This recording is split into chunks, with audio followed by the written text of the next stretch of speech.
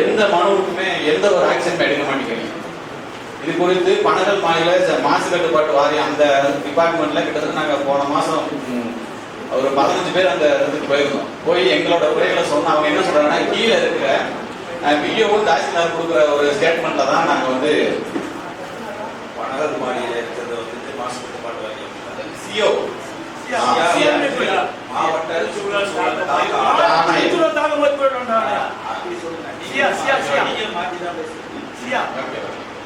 அந்த சியா அமைப்புல போய் நாங்க இது குறித்து மனு கொடுத்தப்ப அவங்க என்ன சொல்றாங்க அப்படின்னா, கீழே இருக்கிற நிர்வாகம், அதாவது கிராம நிர்வாக அலுவலர் வந்து கொடுக்குற ஆவணத்தை நாங்க அப்படியே கொடுத்துருவோம்ப்பா அப்படின்றாரு. இங்க தவறு செய்யறதே அவர் தான். இந்த கல்குவாரி இப்ப கச்சேரி பெரும் அந்த பகுதியில் வர்ற கல்குவாரி கிராமமூர்த்தி வாரி வந்து 4 பக்கமும் ஓடை இருக்கு. நம்ம விதிகள், அரசு விதிகள் வந்து 1959 36(1)A அதன்படி வந்து பாத்தீங்கன்னா சிறுகண்ம விதிகளை வந்து மீறி தான் இவ்வளவு இந்த புக்ல வந்து அவ்வளவு ரெடி பண்ணிருக்கீங்க. இந்த புக்ல வந்து எல்லா ஸ்டேட்மெண்ட்டும் நீங்க தான் கொடுத்துருக்கீங்க. இதுக்குள்ளேயே உங்களோட ஆதாரம் இங்கே இருக்கு. நம்ம இது கிராம நிர்வாகம் நத்தம் இல்ல, புறம்போக்கு, அதாவது பொது பாதை இல்லை அப்படின்ற நீர்வழி பாதையை பயணிக்காம இந்த பக்கம் ஓடையில லாரியே வர முடியாது. இருக்கிற லாரி ஃபுல்லா அந்த சட்ட விதிகளை மீறி தான் போகுது. இது குறித்து எல்லா துறை அதிகாரிகளுக்கும் நாங்க வந்து புகார் பண்ணிக்கிட்டு இருக்கோம். மழை காலத்துல வெள்ளம் வந்துச்சுன்னா எங்க போவாங்க? இதனால தூர்வாரின ஓடையை கூட திரும்பவும் கல்ல போட்டு மெத்திக்கிட்டு இருக்காங்க. நாங்க எவ்வளவுதான் முறையிடுறது? இதுக்கு மேல நாங்க எப்படி செயல்படுறது? விதிகளை மீறி நீங்க எதுக்கு அனுமதி கொடுக்குறீங்க?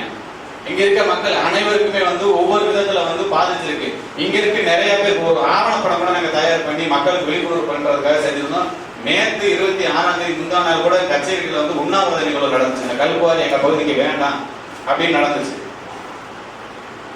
இந்த அளவுக்கு மோசமான நிலையில் இருக்கும்போது மேலும் ஒரு கல்குவாரிக்கு வந்து அனுமதி கொடுக்கறது அப்படின்றது வந்து மிகவும் ரொம்ப ரொம்ப மோசமான நிலையை இந்த கிராம மக்கள் ஏற்படுத்தக்கூடிய விதிகள் வரும். இப்ப இங்க இருக்கிற கிராம மக்களே வந்து இப்ப எங்க கிராமத்துல இருந்து இப்ப ஒண்ணு இந்த கல்குவாரியோட ஓனர் நீங்க காட்டக்கூடிய ராமமூர்த்தின்றது என்னோட சொந்த தாய்மாமா, எங்களோட தாய்மாமா தான்.